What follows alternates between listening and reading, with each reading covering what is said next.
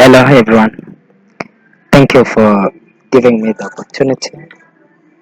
Um, the subject is African literature, and I have been asked to focus my presentation on two books that have been written by Chinua Achebe. But before, let me say something about what African literature is. In my thoughts, and of course, the thoughts that have been given by prolific writers and scholars, when we talk about African literature, we are looking at the kind of literature that are the writings that have been written by Africans themselves and also those that have been written by non-Africans. But the subject,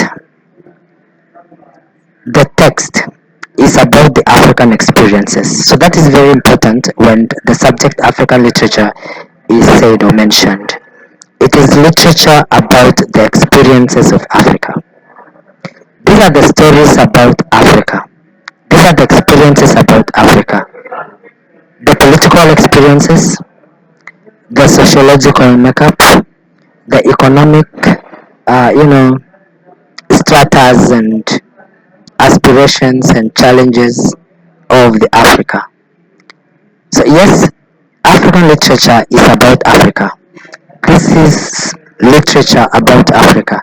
So the same can be written by Africans themselves, and the same experiences can also be written by the non-Africans. So that is basically what African literature is. Number two, the books that I will focus on are the first two to be written by the Nigerian writer Chinua Achebe.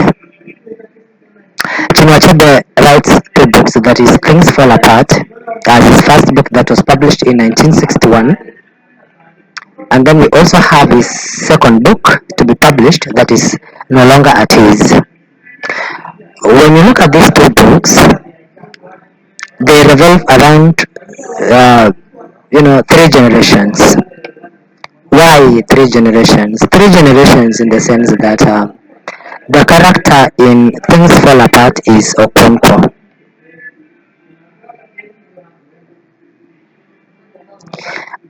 and the son to Okonkwo. So there are two characters in Things Fall Apart. That is Okonkwo and Isaac Okonkwo, whose name is Noye before he converts to Christianity. He is Noye, and then after converting to Christianity, he becomes Isaac Okonkwo, the son to Okonkwo, both in Things Fall Apart. Now, the second book to be written is No Longer at Ease, and when you look at No Longer at Ease, you will find that the major character there is Obi Okonkwo.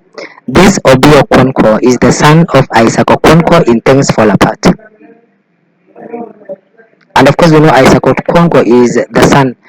That is the son to Isaac Okonkwo, the son to Okonkwo. So we have Isaac Okonkwo, the son to Okonkwo, and in No Longer at Ease we have Obi. Obi is actually the son of Isaac Okonkwo. So you will find that this is the grandfather, the father, and the son. We have Obi is the grandson of Okonkwo. Obi also is the son of Isaac Okonkwo. So it is true that these two books revolves around three generations: the generation of Okonkwo, the generation of Isaac Okonkwo, and that of Obi Okonkwo. And but when you look at these two books, they really delve into the African experiences. They delve into the African experiences, the experiences before colonialism, number one, and of course we have the experiences. Okay, so before colonialism, during colonialism, and after colonialism. Before colonialism, during colonialism, and after colonialism. Before colonialism, we find Okonkwo, who is, he is so very much conservative. He upholds the cultural aspects of the community.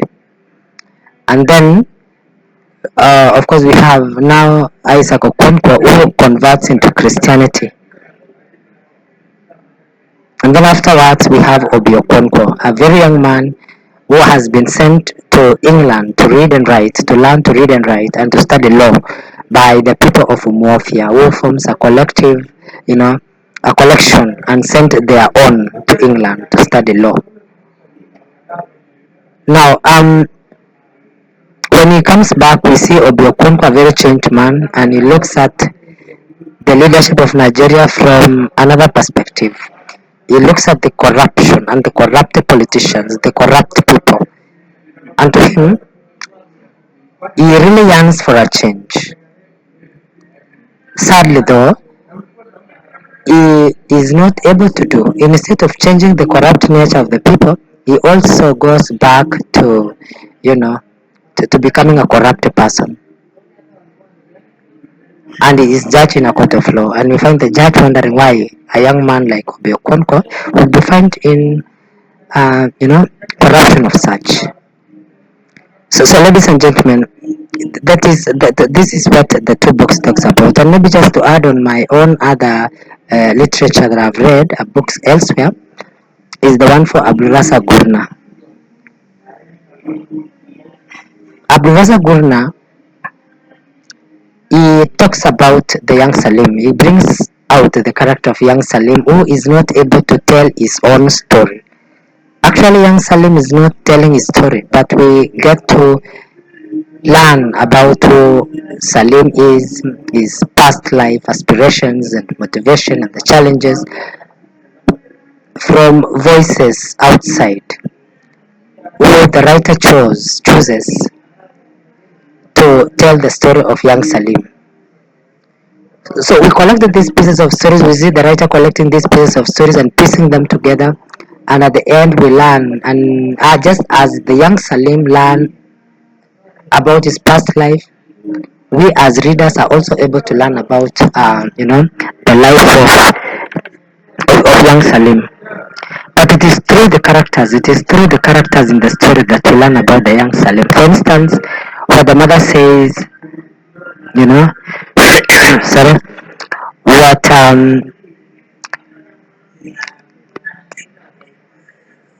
the siblings say, what the uncle says, all these voices gives us the full story of young Salim.